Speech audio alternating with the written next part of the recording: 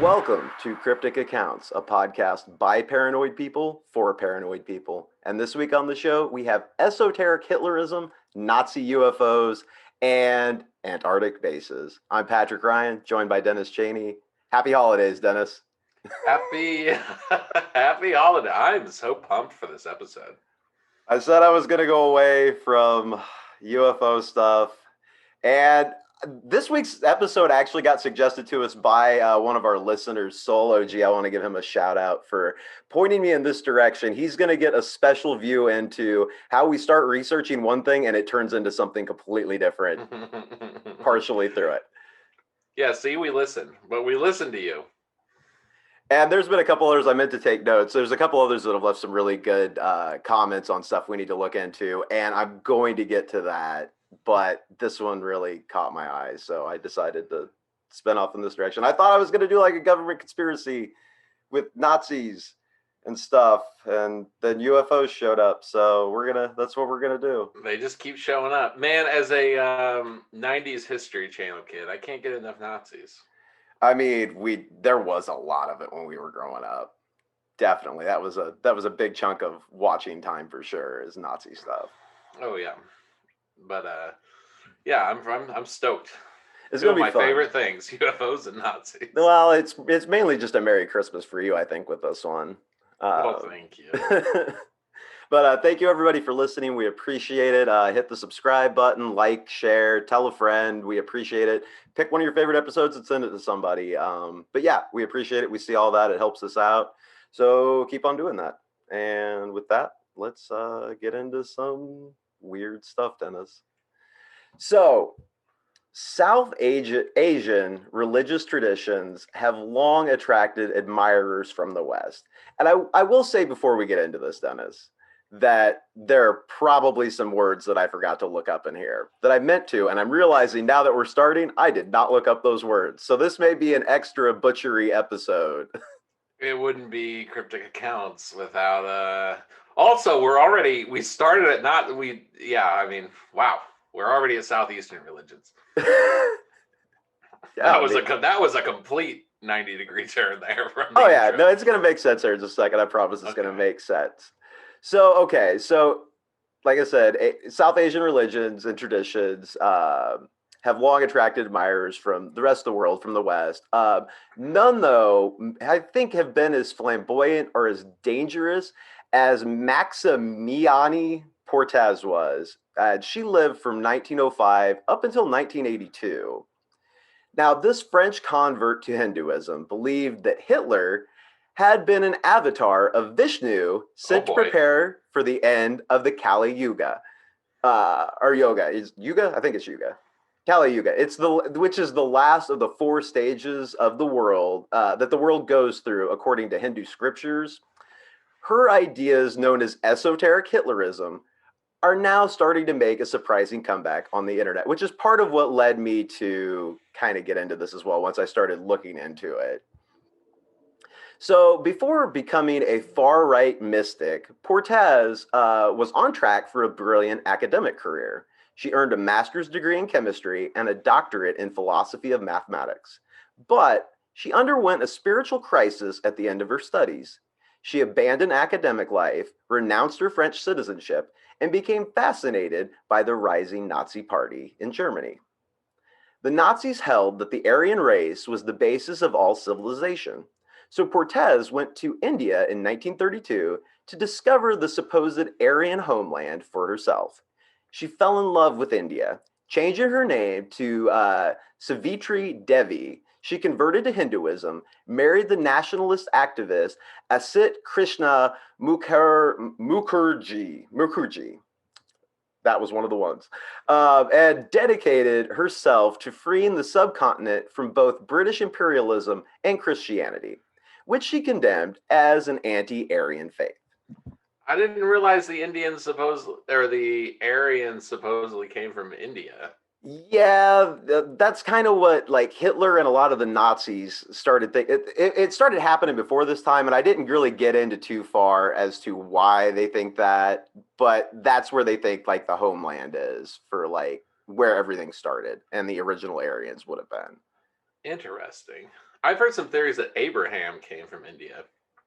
Okay.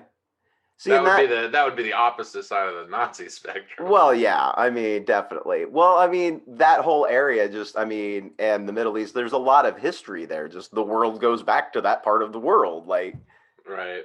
So when you're looking back, I think that's kind of what points them in that direction.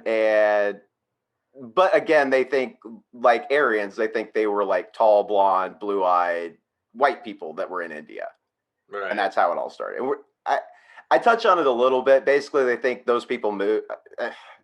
It kind of got confusing. There was actually, I found, as I looked into this, there's like different people that think different things about why they're from India. Okay. Like people kind of, you're going to see, we're going to cover a few different people that kind of hit this point, but in different ways, and they weren't connected to each other, which is kind of weird. But anyway, so as a Nazi sympathizer and supporter of Indian nationalism, Devi saw the outbreak of World War II in 1939 as a golden opportunity. After an unsatisfying meeting with the Mahatma Gandhi in the fall of 1941, Devi and her husband embraced Subhas Chandra Bose. Subhas Chandra Bose was an Indian nationalist whose defiant patriotism made him a hero in India, but whose attempt during World War II to rid India of British rule with the help of Nazi Germany and Imperial Japan left for, as you can imagine, kind of a troubled legacy. Like it didn't sit well with everybody. That was how we went about getting, the English out and whatnot. So the two of them, Devi and her husband, were instrumental in setting up his first meeting with the Japanese government. Devi was so committed to the Third Reich that she continued to fight for it even after its defeat in 1945.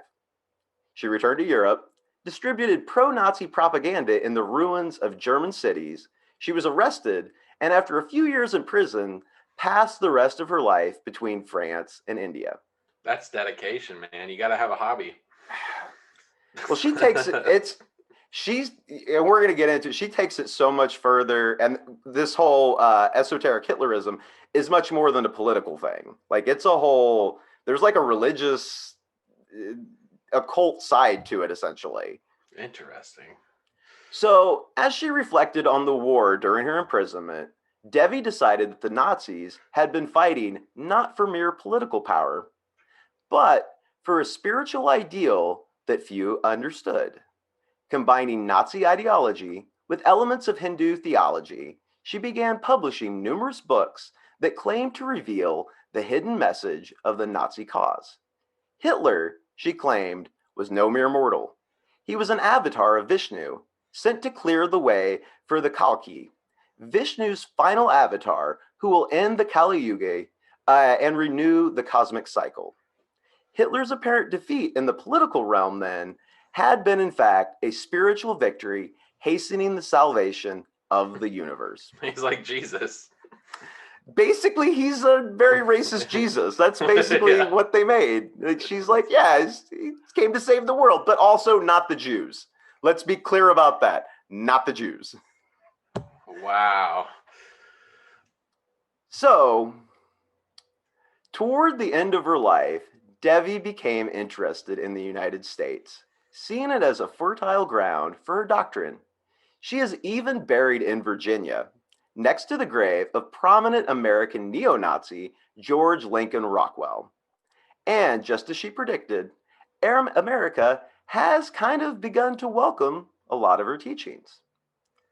After years of being relegated to the fringes of far-right occultism, her writings have reemerged in recent years as an inspiration to the alt-right, a new movement of fascists and white nationalists based in North America.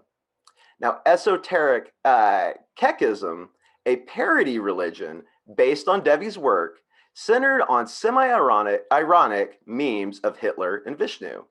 They used Devi's idea to steadily break down taboos about Hitler, making Nazism seem more acceptable to conservatives raised to think of the Third Reich as a symbol of evil. Perhaps, just as Devi was right that the United States would one day accept her ideas, she might have also been right that the end of the Third Reich was just the beginning for fascism. Do go on. So that is her. Then, about the same time when she was starting out, there was a man named Miguel. You want to help me? Joaquin. Joaquin. I was like, I know it, but I'm not going to say it right. Miguel Joaquin Diego del Carmen Serrano Fernandez. I did pretty good on that. That was pretty good. He was a Chilean diplomat, and an explorer, as well as a poet. And in Spanish letters that I'm assuming he wrote, he's a celebrated author of The Generation of 1938. Now, he was born in Santiago. He was first attracted to Marxism, but quickly grew disillusioned with communism and became associated with the Movimiento Nacional Socialista de Chile, which was later known as the Vanguardia Popular Socialista. And that was headed by Jorge Gonzalez von Mires.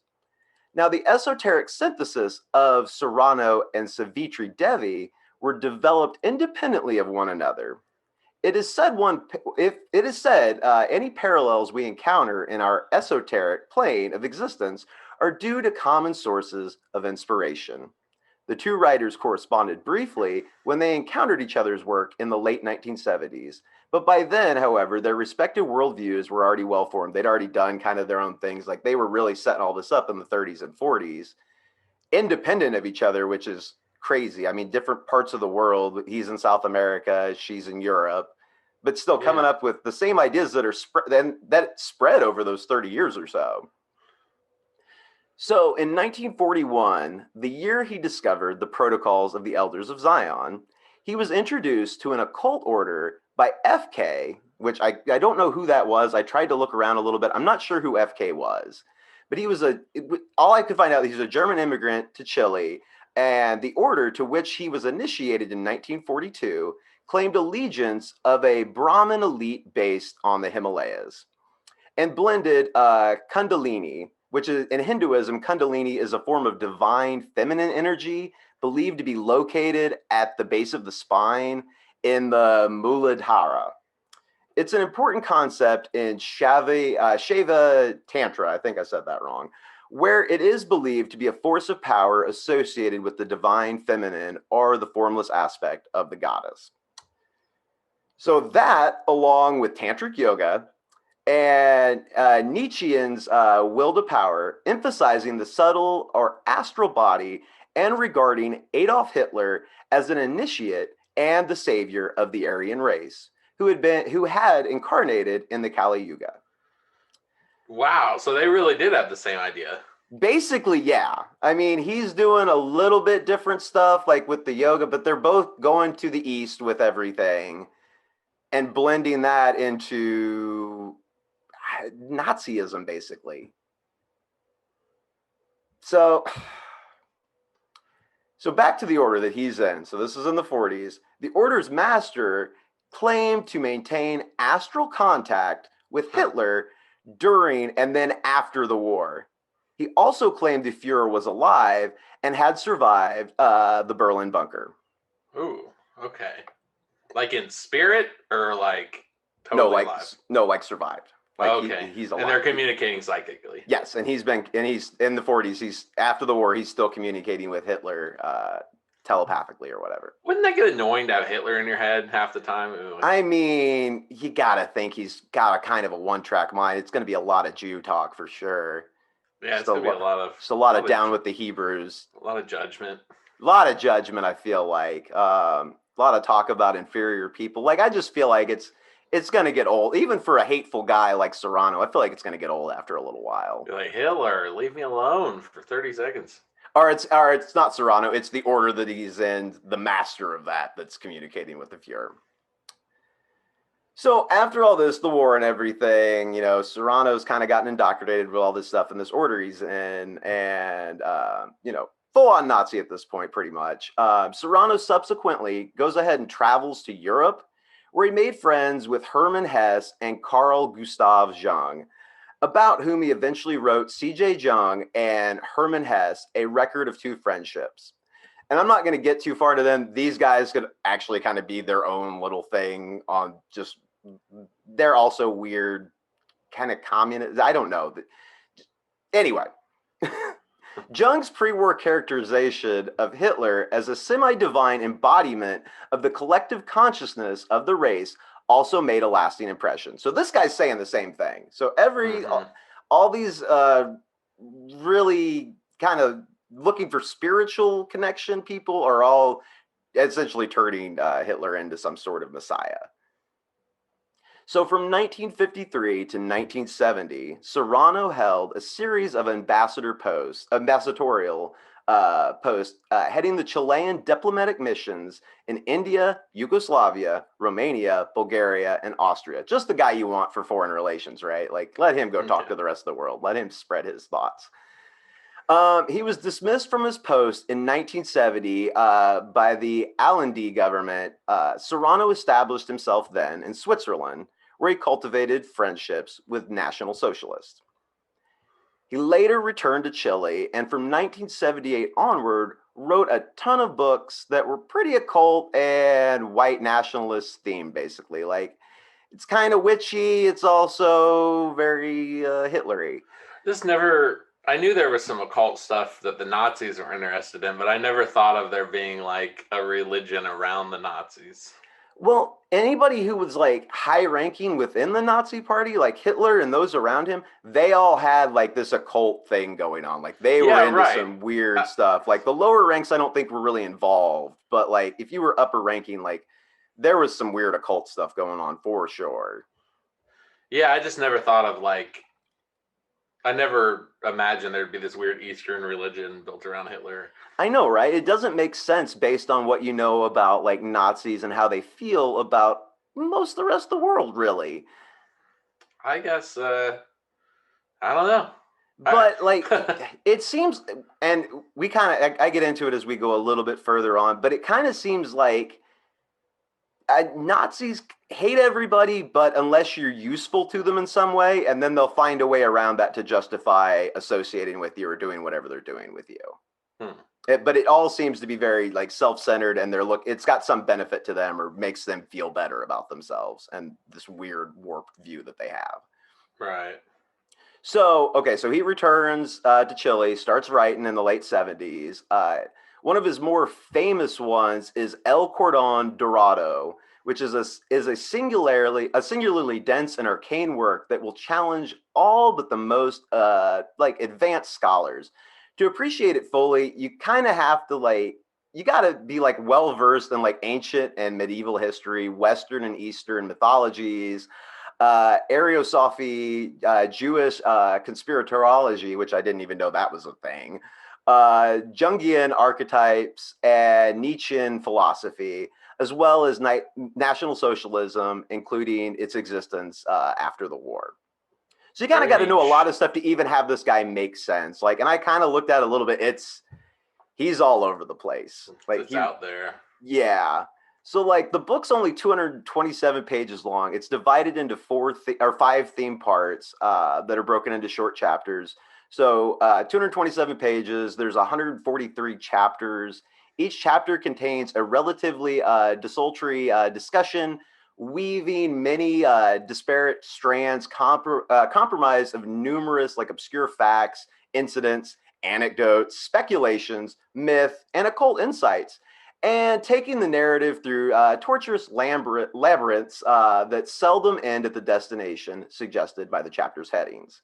So he's just kind of all over the place. Like he'll state that he's going to talk about this one thing, and then he just talks about like 5 or 6 other things. I kind of want to read some of this just to see what it's like. I mean, it's out there. You can get a hold of it. I'm going to be on a list. I'm sure you're going to be on a list for downloading it, for sure. So Serrano, moreover, only very loosely stays within the ostensible themes governing each of the 4 parts. He discusses the Cathars, the Druids, the Knights Templar, and the Rosicrucians. There we go. Thank you, Dennis, with the assist. But infuses into each part a dizzying constellation of historical and metaphysical references, legends, imaginations, and just recollections from his own, personal past. So among these, we find his discussions of Hitler's mythical survival. So obviously, Serrano interpreted this as mystical, in mystical and metaphysical terms. Hitler, having lost the exoteric war, was supposed to continue the war esoterically from Antarctica, in whose polar regions lay hidden the entrance to Earth's interior, which Serrano believed to be inhabited by a highly advanced civilization of extraterrestrial origin. And this is where the research started to take a turn, Dennis. Oh, yeah, I got to know about the Hitler alien base that's doing the psychic war on us all. Pretty much. So Serrano also subscribed to the Nazi UFO conspiracy theory that towards the end of the war, the Nazis were said to have been working on highly advanced aircraft, including the famous flying discs. Ooh, and this is one I meant to look up, the Hanubu 1, 2, and 3. According to the theory, the Nazis continued their development from their underground base, which was known as Base 211, which was in New Berlin, New Swabia, which was the German Antarctic claim that lies in Queen Maud Land. Some ufologists claim this is what people saw during the UFO sightings of the 1950s. Serrano shared the ufologists' belief that the U.S. Navy's Operation High Jump, which took place between 1946 and 1947, was launched for the purpose, which was not actually launched for the purpose of mapping and training, as was officially claimed, but to destroy the Nazi base. We have talked about this before. Operation High Jump? That was the one where they said they were going to go do some surveying, and they sent like a ridiculous amount of like troops and battleships and stuff. Yeah. They actually, and when I looked into it, they actually sent journalists with them though too. Oh, interesting. They sent, I believe, I don't know if I kept it in this one. Eventually, we're going to do an Antarctica episode. Just there's so much stuff I've been collecting a lot of research on Antarctica that I'm going to put together. But yeah,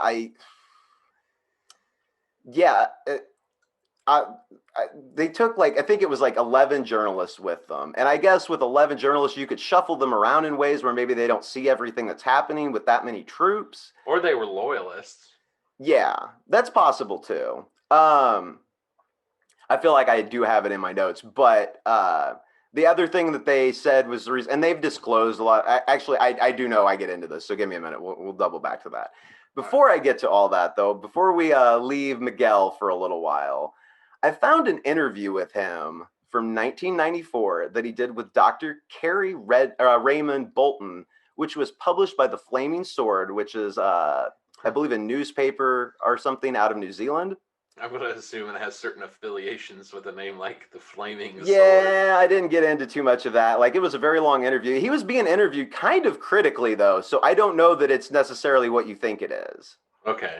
Because I don't know, here. So I just kind of wanted to touch on a couple things that he'd said, because he said a lot of stuff, and most of it was just weird Nazi stuff. And anyway, so he was asked a little bit about Hitlerism, and he said that Hitlerism, as Otto Rand could say, was Luciferian, which has nothing to do with Satanism. Lucifer is the morning star, and the rune Veneris, the real esotericism behind Hitler and the very small elite that surrounded him, was an esoteric scientificism of other technology. This was principally based on the implosion principle. This led to the UFOs and rapidly passing to other dimensions with the absolute need to lose the war here in order to gain in the parallel world, or even better, in another place situation. So it was like losing a sacrifice? Like they were I guess it's like a weird mysticism thing that they say that doesn't really, everybody I saw that talked about it, which I'm definitely on some lists now based on some of the places I went on the internet to look into this. I am on some lists. It's not good. But yeah, they're kind of all over the place on what they think happened. They built these UFOs, which we're going to get into that a little bit. There is something to that a little bit. But he believed that like I just said, his quote there, basically that they could time travel and like go to other dimensions and stuff. Now he gets into. I guess I was wondering, why do you have to lose the war?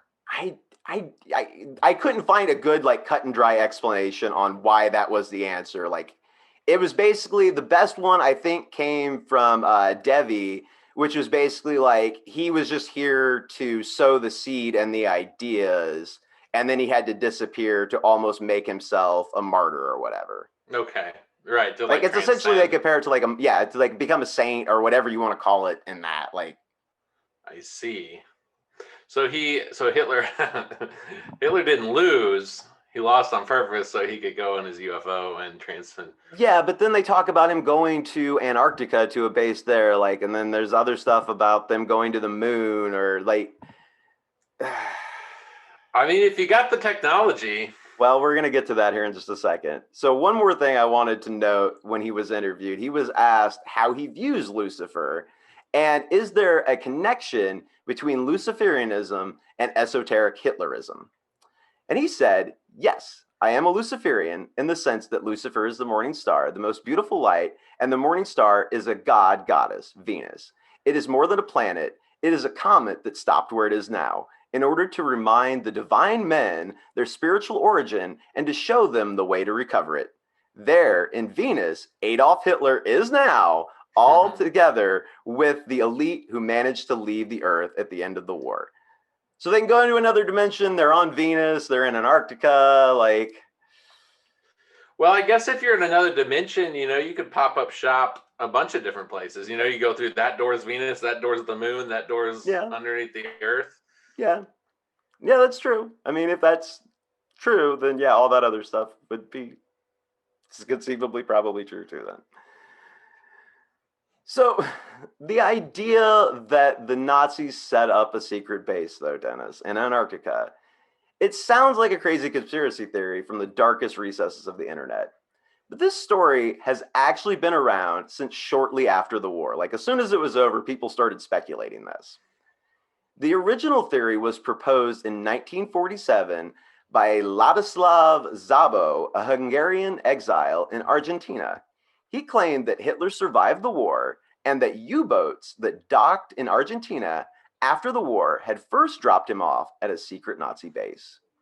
He proposed that the Schwabenland, a German ship that sailed to Antarctica in 1938, had set up a base there. Now, British and American military action in the area fed the conspiracy theories. And when the United States detonated 3 nuclear bombs in the area in the 50s, speculation ran wild. Oh yeah, did you know about that? We were detonating nukes like around the, down in Antarctica. Yep. We're going to get back to that in just a second because we're going to try and debunk a little bit of this. So although Schwabenland did indeed sail to Antarctica in 1938 with the intent of claiming an area known as Queen Maud Land for the Reich, it did not stay long enough to build any significant structures. Based on estimates from a 2007 study, it would have taken about 20 days to get to the site of the supposed base and back.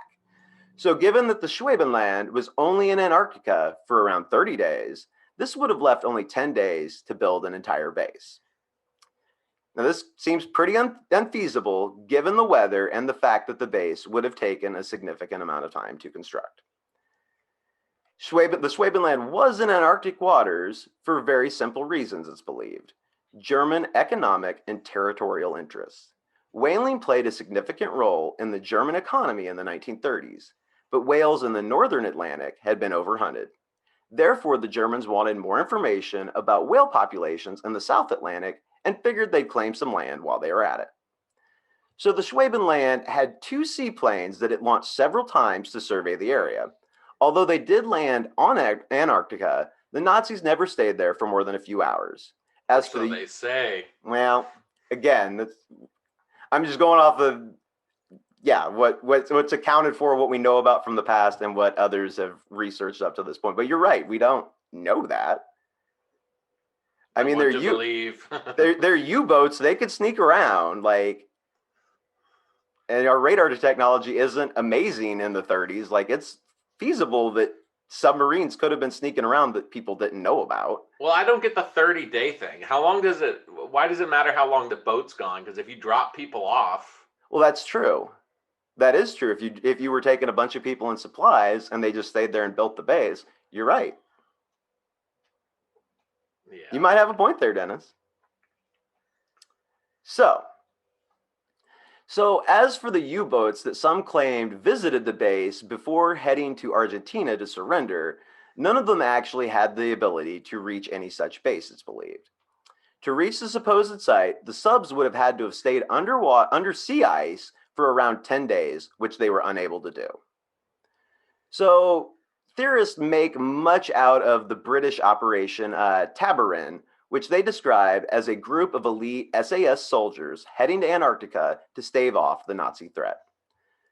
The mission is said to have been launched for research purposes and to bolster British territorial claims in 1943. The bases they set up would have made for a rather poor military force, as they averaged only around 5 occupants and none of whom were SAS. These bases also would have been poorly positioned for combat with the Nazis on Queen Maud Land, as they were built on the opposite side of the continent, which is around 1,500 miles away.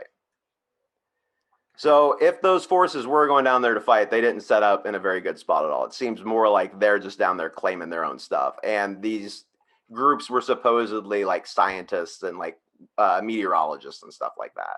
That makes sense. So one must also remember that the world did not become calm as soon as the Nazis surrendered. The Soviets and NATO both scrambled for Antarctica at the beginning of the Cold War. In 1946, America conducted Operation High Jump, which we talked about a little bit, with over 4,700 men involved. This might seem significant. I was right. However, after 11 journalists were present, they covered the entire mission. So it's believed this mission is because the mission was like designed to strengthen U.S. claims on the territory. So the government like wanted it widely reported on. Like they wanted people to know that they were there. So they took these journalists with them. Still doesn't mean they weren't hunting Nazis while they were down there. What do you need 4,700 guys for? Yeah, it's a lot of guys. The excuse they gave was that the operation provided American soldiers with training in Arctic conditions in case there was ever a need to fight the Soviets on similar terrain. So, and this, like I said, this was also covered on the opposite, or conducted on the opposite side of the continent from the supposed Nazi base. So if there was no base, then why would Americans drop multiple nuclear weapons in that area? The answer to that is they didn't exactly. The bombs were actually dropped over the ocean, about 1,500 miles north of Antarctica, and were intentionally detonated at extremely high altitudes. And I didn't realize this was going to tie into last week's episode. But yeah, this kind of does. So this was carried out as part of an international agreement to test the impact of nuclear weapons detonated at high altitudes. Although these tests, codenamed Operation Angus, were originally conducted secretly, they were reported on and publicly acknowledged the following year, and then they were declassified in 1982.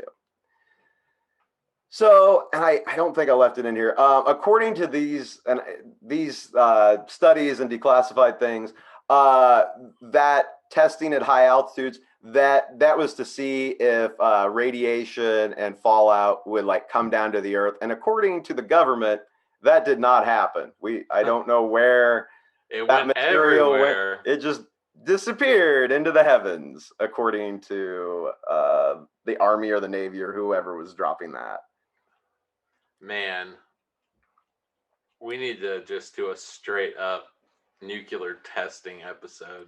I think we could, like, and there's probably, we're going to find a lot of cancer, I feel like. A lot of cancer. And I'm going to awkwardly laugh as I try not to cry on camera, just at how awful, yeah.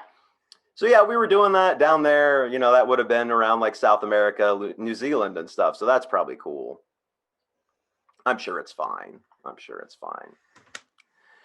But, okay, so that was all disclassified in 82. But as recently as 2016, a secret Nazi base was found on the island of Alexandria Land. Russian scientists found reams of well-preserved documents, along with hundreds of artifacts, including bullets and bunkers. Well, there you have it. So, and that's that island's pretty close to the area. Like, it's not too far from Antarctica. It's like off the coast, I think. I meant to put a picture of that and a map on that so you could see it. But yeah, it's basically down to that generally. So they were down there doing stuff and setting up bases. So you're right. Maybe they dropped some people off and started setting some stuff up. So the base we know about that got discovered in 2016 was named Schatzgraber, which is treasure hunter when it's translated. And it was primarily used as a tactical weather station. It was said to be evacuated when its inhabitants ate spoiled meat and became sick. And that was supposedly how that base ended. What an ignominy. What a really anticlimactic end Yeah, I to know, the right? Nazi Antarctic base. Well, yeah. But could I cheer you up by interesting you in some Nazi UFOs? Oh, I'm enjoying life right now. Please do. So, in science fiction, conspiracy theory, and underground comic books, there are a number of stories and are claims regarding Nazi UFOs. They relate supposedly successful attempts to develop advanced aircraft or spacecraft in Nazi Germany prior to and during World War II, and further claim the post-war survival of these crafts in secret underground bases in Antarctica, South America, and even the United States, along with the moon and possibly outer space, along with their Nazi creators. So these accounts appear as early as 1950, likely inspired by historical German development of specialized engines such as Victor Schauberger's, I know I said that wrong, sorry Vic, repulsine around the time of World War II. So we had a jet engine, like a specialized engine called the repulsine. And elements of the claims have been widely incorporated into various works of fictional media, including video games and documentaries, often mixed with more substantiated information. Now, Nazi UFO tales and myths very often conform largely to documented history on the following points. Nazi Germany claimed the territory of New Swabia in Antarctica and sent the expedition, as we talked about, in 1938. Nazi Germany conducted research into advanced propulsion technology, including rocketry, Victor's engine research, flying wing craft, and Arthur Sack's AS-6 experimental circular winged aircraft. Some UFO sightings during World War II, particularly those known as Foo Fighters, were thought by the Allies to be prototype enemy aircraft designed to harass Allied aircraft through electromagnetic disruption, a technology similar to today's EMP weapons. Ooh. I could buy that. And if you'll look, I accidentally put it a little higher up for you, but I've got one of the lower grade. Like, I saw some pretty detailed ones, but this one was the most convincing because it doesn't look like anybody did anything to this at all. Of some of these supposed Foo Fighters up in the sky with their planes, like pilots or somebody taking pictures as they see these things. It was a very widely reported. At first, the first squadrons that saw them, and I don't know if I get into it too much, but the first ones that saw them basically thought they were crazy, and so they didn't tell anybody. And then more and more Allied forces started saying, "Hey, Right. man, you seeing these weird like lights shoot up and like hover and like fly next to us and stuff?" And I don't know. I've heard the Germans saw them too, though, and thought they were Russian. that's possible too. Yeah. Everybody kind of saw them. You're right. Both sides kind of had their own stories, and they both describe a very similar thing happening, which makes it even more convincing that I don't know that it was actually anybody. Because after the war, why would you still be lying about that? Especially after the regime's fall, and you'd think somebody would have said something, and we would know that was some weird thing. Werner von Braun or somebody would have come out and said, Right. "Yeah, those were like weird things we were using to like try and disrupt your electrical systems, basically. They go up and they do this and they hover or whatever." These things moved around with them. Yeah, you would think somebody, maybe the Russians got the UFO people. Maybe. Maybe we got the rocket people, they got the UFO people. Maybe. That's possible. I mean, because that is kind of what happened. I mean, that was what Operation Paperclip was. Like, I'm sure Russia had their version of it where they got a hold of scientists and whoever they could from the Nazi Party. Oh, they did. So the earliest nonfiction assertion of Nazi flying saucers appears to have been an article which appeared in an Italian newspaper in early 1950, written by Professor Giuseppe Belluzzo, an Italian scientist and a former Italian minister of national economy under the Mussolini regime. It claimed that, quote, types of flying discs were designed and studied in Germany and Italy as early as 1942. Belluzzo also expressed the opinion that some great power is launching discs to study them. Huh.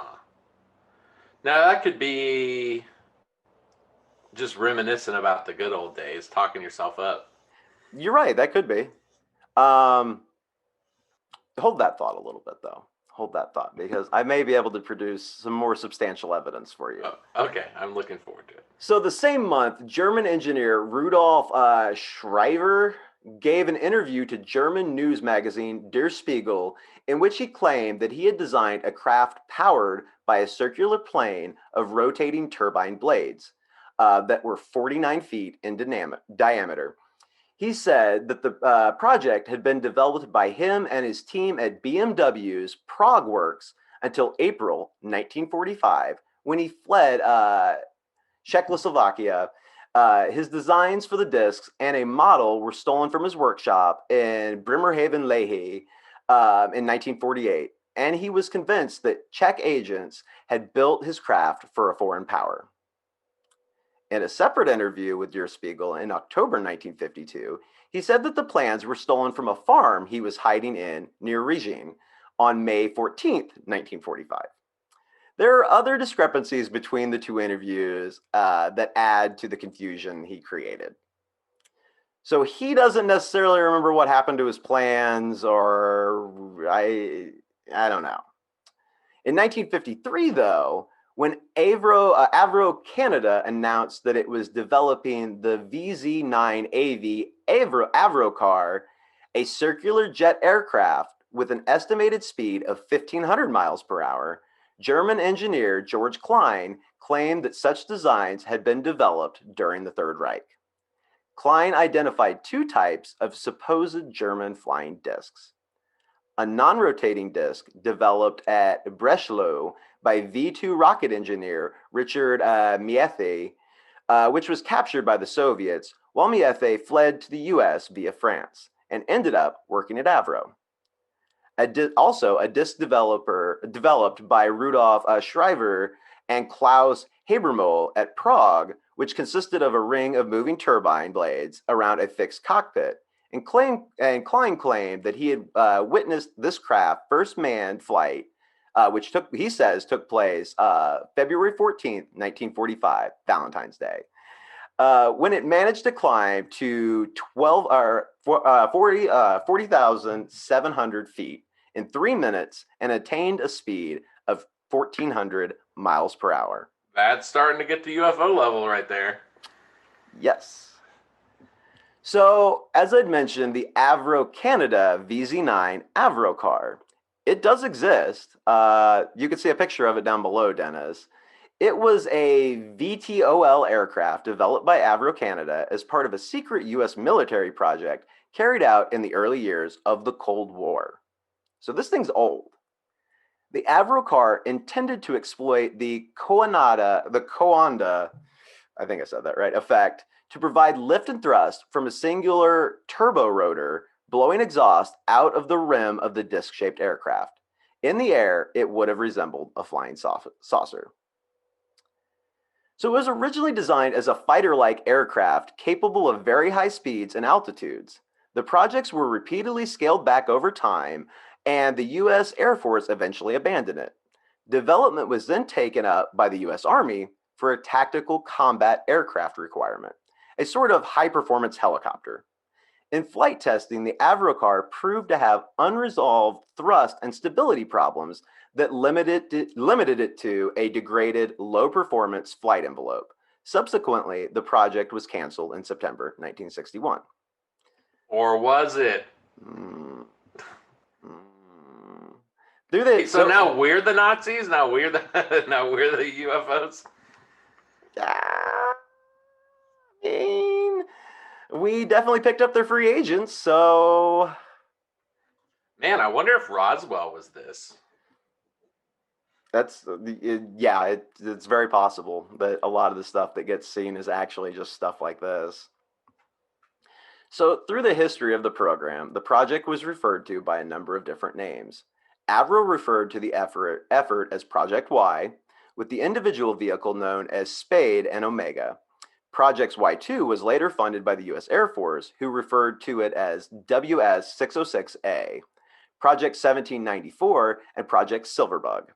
When the U.S. Army joined the efforts, it took on its own name, the Avro car, and the designation VZ-9, part of the U.S. Army's VTOL projects in the VZ series. Okay, so we had little. And it looks like a UFO. It looks like it looks like a flying saucer. It looks like a little flying. I don't know where the person goes in that.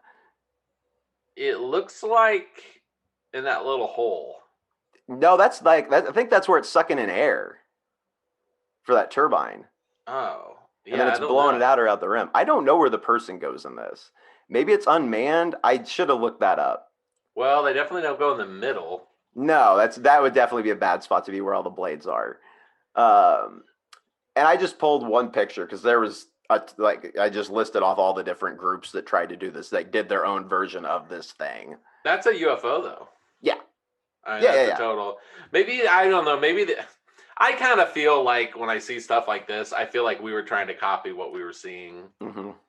I don't know if I buy that we were the UFOs. I think we were trying to let's try to see if we can do what they do. How would we do that? So, which is weird. You try and use air for something that is clearly from outer space or something like. Yeah, but I mean, you don't. I mean, what else are you gonna do? Yeah, that's true. You got taxpayer money to burn, so. Like a helicopter. There's a lot of why nots going on. I feel like at most of these like government projects. Yeah. Well, it'll cost like $20 million to do it. Well, why not? Let's go ahead and try. Man. So, Les Matins des Magiciens, a 1960 book by Louis Pauwels and Jacques is Jacques? I think it would be Jacques. Jacques Bourgier made many spectacular claims about the Vril Society of Berlin, which is where we're going to switch gears a little bit, Dennis, but come back around. So it is set in Germany at the turn of the century, and particularly after World War I, many secret societies developed. One of these groups was the Vril Society. In 1917, 4 members of the Vril Society met in a cafe in Vienna. There was 1 woman and 3 men. The woman was a spiritual medium. They met under a veil of mystery and secrecy. They discussed secret revelations, the coming of the New Age, the Spear of Destiny, the magical violet Blackstone, and making contact with ancient people and distant worlds. So 1970, just trying to contact the dead and other planets like you do with your buddies. 1917. Was there like a big kick up in spiritualism after World War I? I mean, this had kind of already been brewing. Like, we're kind of going to get into more of what the occult side of Nazis are a little bit, like kind of where their stuff's coming from. Because it started, I mean, the Nazi Party's starting to form at this point, but this is kind of, and that may be why, is that these people were involved in it from the beginning. But this idea that we're going to get into and all this stuff goes back before this, like earlier than this. These are just kind of people now congregating, kind of putting these ideas together. So their source of power was the black sun, an infinite beam of light, which, though invisible to the human eyes, exists in antimatter. The Vril emblem became the black sun, a secret philosophy thousands of years old, provided the foundation on which the occult practitioners of the Third Reich would later build. The black sun symbol can be found in many Babylonian and Assyrian places of worship. They depicted the black sun, the god's head inner light, in the form of a cross. This was not much different from the German Knight's Cross. So the woman allegedly channeled information from aliens, after which the Thule Society was created. They went on to build something called the Vril machine, and it was allegedly a saucer-shaped interdimensional time travel machine. And the first flight of that took place in 1934. This sounds more up my alley. That sounds more like you're communicating with these spirit things and they teach you to make one of these saucers. Yeah. Yeah. Again, and these people are like involved with the Nazis. Like, this is where they're getting that stuff from. Like, that's where it started. These people were already talking about it in like 1917 or whatever. Like, that's always been part of military. That we were doing remote viewing and all that. Mm-hmm. Oh, yeah. And she's essentially doing remote viewing in all this, also. Right, channeling remote view. Yeah, yeah. I could buy this. So Thule Society members were allegedly the first group to attempt the back engineering of an extraterrestrial spacecraft. A German writer, John von Helsing, describes the discovery of a crashed saucer in the Black Forest in 1936 and says that this technology was taken and combined with the information the Vril Society had received through channeling and was made into further projects called the Hanubu, which is that one I had trouble saying earlier. The 3 different phases. And we're going to get into some pictures and talking about these things right now, Dennis. Yes, so German aircraft historian Henry Stevens states that the Hanubu was allegedly the first large flying saucer developed in Germany, or the Hanubu 1, according to plans allegedly obtained from classified German SS files.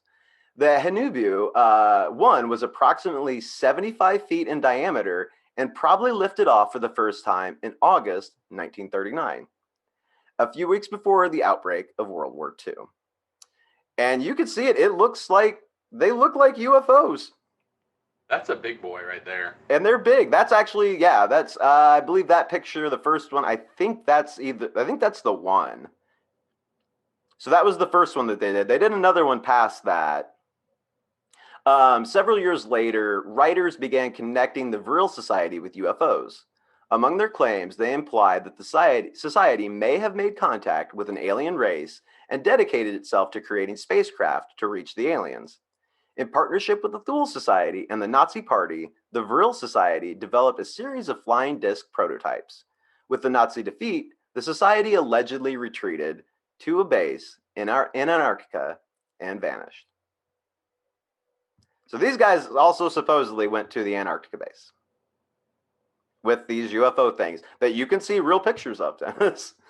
Yeah. These don't appear to be fake. There's a lot of them. I just pulled a couple of the ones that I like. There's a lot of these pictures, though. And they look like similar photo quality to other stuff you'd see from, like, World War II. Ooh. For me, the hardest part's Antarctica, because that's a tough place to live. Well, unless you go underground. Yeah, unless that's true about the Hollow Earth. Well, I guess if they're channeling those things. Not even as far as the Hollow Earth, just if there's caves that go down deep enough, you're going to hit like an ambient temperature at some point. That cold isn't going to be all the way down in, like, once you get into the Earth, because you're going to get the Earth's temperature. Oh, right. Because the Earth's not cold in the middle. So yeah, if you go down far enough, like, you get that ambient, whatever, like, cave, I forget what caves are, 60s, 50s, 60 degrees, something like that. Which I'm sure it's colder. Cave. I'm sure if you go down far enough, eventually it gets to that point. But, okay. So Vladimir Terziski, a Bulgarian engineer who bills himself as president of the American Academy of Descendant Sciences. That's such a fun name. I know, right? He claims that the Germans collaborated in their advanced craft research with Axis powers, Italy and Japan, and continued their space effort after the war from the base in New Swabia. He alleges that Germans may have landed on the moon as early as 1942 and established an underground base there as well. Terziski relates that when Russians and Americans secretly landed on the moon in the 1950s, they stayed at this still operating base that the Nazis built. According to Terziski, there is atmosphere, water, and vegetation on the moon, which NASA conceals to exclude the third world from space exploration. Like you're going to go to the moon to get some food.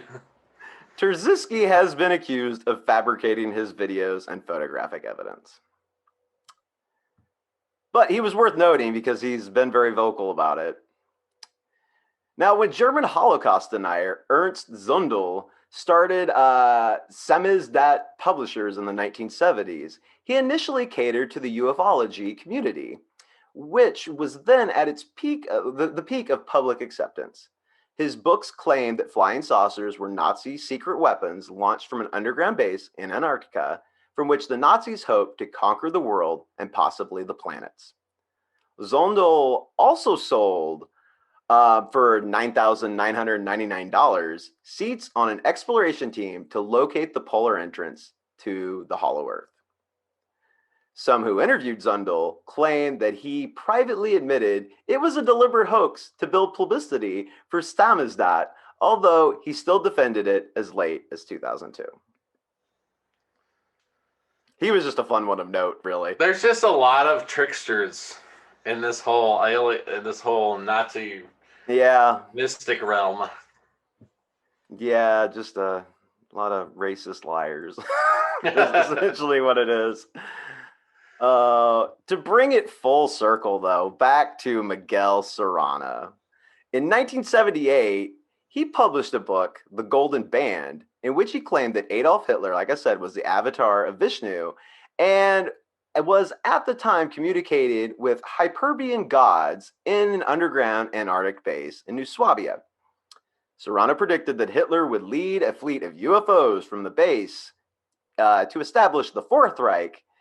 And in popular culture, this alleged UFO fleet is referred to as the Nazi Flying Saucer Army, or Nazi Flying Saucers from Antarctica. So yeah, that's my weird trip into esoteric Hitlerism and Nazi UFOs. I'm going to be delving further into Antarctica in a future episode because I just barely brushed across the top. There's a lot going on there. From the possibility of the Ark of Gabriel being there, to pyramids, to gravitational anomalies, to a possible entrance to the center of the Earth, blacked out in satellite images. Antarctica, Dennis, has no shortage of mystery, and it is one of the most restricted places on Earth. No nation seems to fight over it. They just kind of want to keep everyone out. And I will leave you with this, Dennis. This podcast won't get to see it. But just something, a little teaser for what we're going to look into. Here's some pictures of the pyramids. That's a pyramid. Antarctica. Yeah, and if you scroll down a little bit further, I have a comparison of an actual like Egyptian pyramid to one covered in snow, and they look identical. Oh, weird. And it just became too much. I wanted to get into Antarctica, like all of this so bad on this episode, but there was just too much stuff. I couldn't leave out the Nazi UFOs. I thought that was a complete lie until I started seeing all these pictures of them, and I'm like, oh, they were really building UFOs. Yeah, I'm sure they were. I don't know. I question if even they had the technology to do. But then again, if it came from this whole channeling thing that we kind of fit in with our whole spiritual UFO thing that we are finding out more and more about. And who better to ally with if you're these like demon things than the Nazis? Yeah, I mean, you're going to find the most evil people you can. Just yeah, so yeah. Good job, Hermano. This is a weird one. This was very fascinating. This makes me want to go Google Nazis all night. Oh man, I mean, get on the list with me. I mean, I'm definitely on the list now. You would text me and be like, "Oh, I'm on a list." Well, I stumbled onto some websites and I got in there. I was like, oh no, I'm a real Nazi, like white supremacist websites right now. And these people are not holding back at all right now. Wow. Oh, well, hopefully, if they're monitoring you, they listen to the show. that's kind of the hope, is that they then see this show probably coming from the same IP address. And they're like, oh, okay, well, he's not a fan. Or at least we'll have a couple FBI agent listeners, bump up the viewership. Well, that would be nice too. But yeah, it was kind of, I don't suggest anybody go there. It's as awful as you can imagine. But once you're there, it's kind of like a really bad car crash or train crash. Oh, or I whatever. imagine. I love stuff like, I love reading just like the wackiest, craziest stuff. Like it's so hard to look away because it's just every sentence is like, I can't believe that's, do you really think that? Is that? Yeah, I'm drawn to that stuff like a moth to the flame. I just walk around in the world wondering who these people are. They're out there. I know they are. And from the looks of it, there's a lot of them. More than would make you feel comfortable, I feel like. I wonder who the Fourth Reich Vishnu thing comes back's going to be. I don't know. We're on Fifth Reich now, right? Well, I don't know. So Hitler, it sounds like Hitler's like the Jesus. So he came and he had to be physically defeated so he could go live in this esoteric UFO realm. But it says he's on the moon, or on Venus. We're not really sure. And it says he's going to send like the next thing to finish out our age. So like that's kind of like the Holy Spirit. Like there's like some force coming that's like uber Hitler. I guess. And I didn't get into it too much. There's a lot of belief that there's a lot of weird stuff happening with like electromagnetic stuff, but a lot of it, I don't know. It was very hard sidestepping a lot of weird, just racist, anti-Semitic stuff through all of this. Just, it's hard to get information without you having to encounter a fair amount of that rhetoric. I wonder if this has anything to do with the ozone hole down there. I don't know. Maybe they use the energy. I don't know. That I was not aware of. That may be something I need to add into my Antarctic research. Maybe it's not hairspray. Maybe it's Nazis. I mean, they're an easy group to blame a lot of problems on. They caused a lot of problems. Well, apparently we're buddies with them on the moon.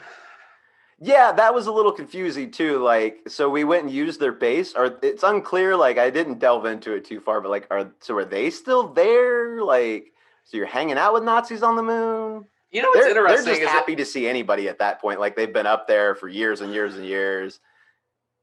They want some new magazines, some new reading material. Yeah, we bring them like Life magazine. It kind of fits into the whole when we did that Keel book. He was floating the idea that it seems kind of weird, like their technology is always breaking down. That it's really like kind of maybe they have advanced technology, but maybe they're not very like rich wealth-wise, like materials and stuff. You know what I mean? Like they're kind of on the edge of their civilization. So like that would kind of make sense. Like they have some of this like fantastic technology, but they don't have enough to like take over, well maintained. Yeah, or to like, yeah, right, or to go take over like an actual country. You know what I mean? So like, they're advanced, but they're like poor. Maybe. Like we've pushed them to the outskirts. I mean, maybe that's not a theory I've heard, but that's possible. Yeah, that's kind of a theory about. Yeah, is that the reason why they don't really show up in force is they don't have. There's not really enough of them.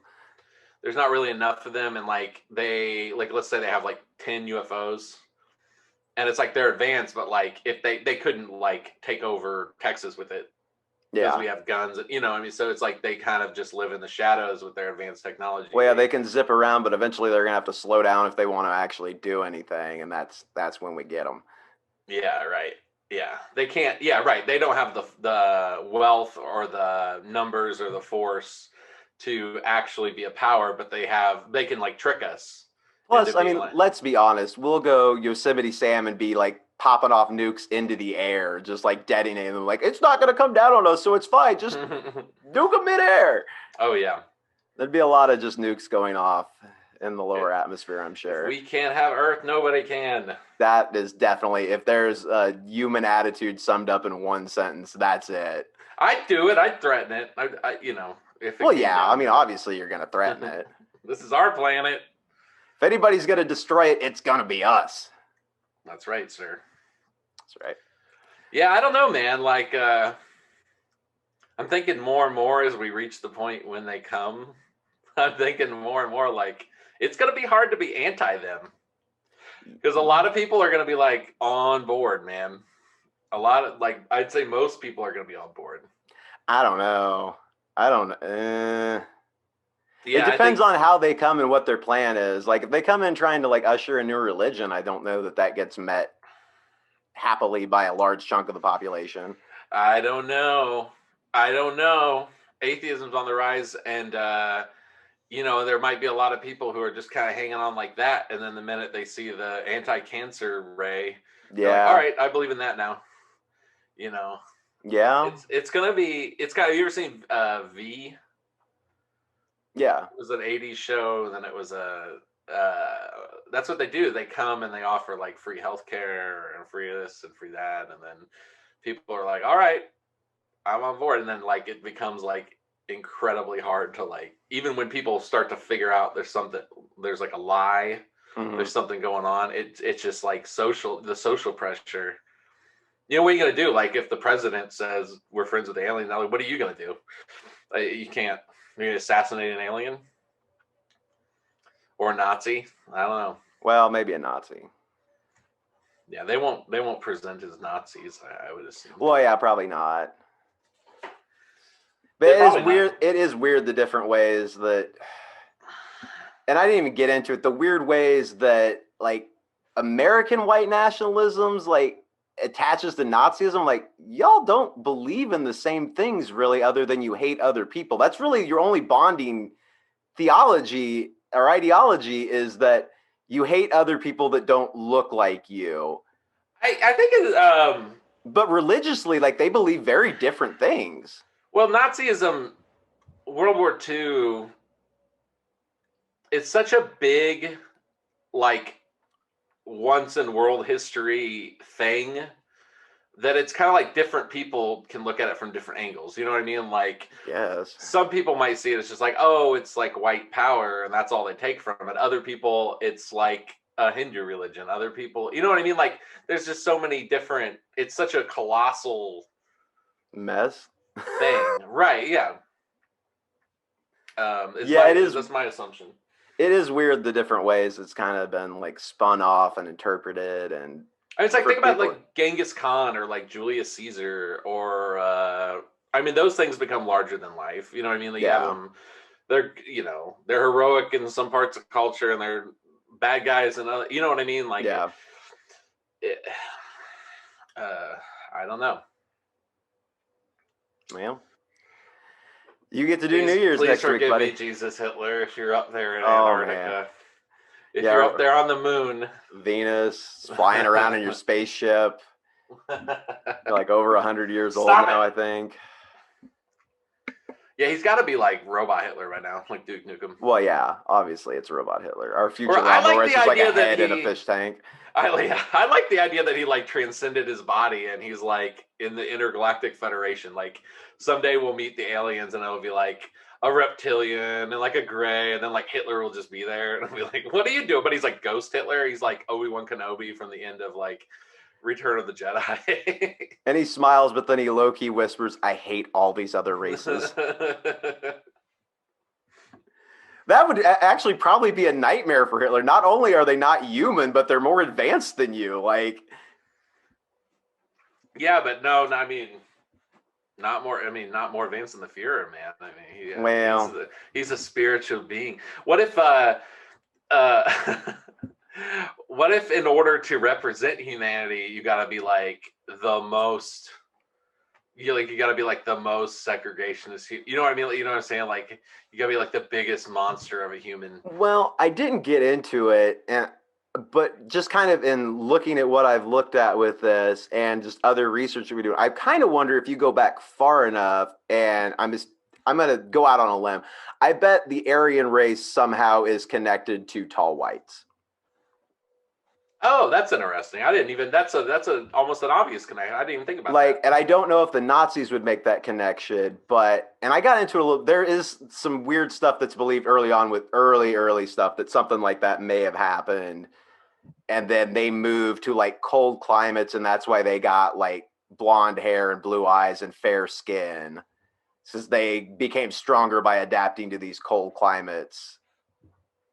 But yeah, it's a mess. Like I spent a lot of time reading about this stuff, and I'm just like, I can't get a clear picture. Like, and they're all kind of well, they're all kind of interesting in their own weird ways. So I like wanted to talk about all of them, but like, there's no way to like bring them all together and have them make sense together. Like, it's racist Lord of the Rings. Kind of, yeah. That's probably a good way to sum it up. That's it's just I like that. Oh man. Well, good job. Thank you, buddy. I appreciate it. This was a fun one to put together. Thank you, everybody, for listening. Hit the subscribe button. Next week, Dennis is in the host chair, and we'll see what weirdness he can bring us to close out 2020 on Cryptic Accounts. Goodbye, everyone. Man, it's been a year. It has been a year. Like, share, subscribe, tell a friend. That's right. Next year is going to be a big deal. That's right. All right. Until next time, thank you, everybody. Bye. Goodbye.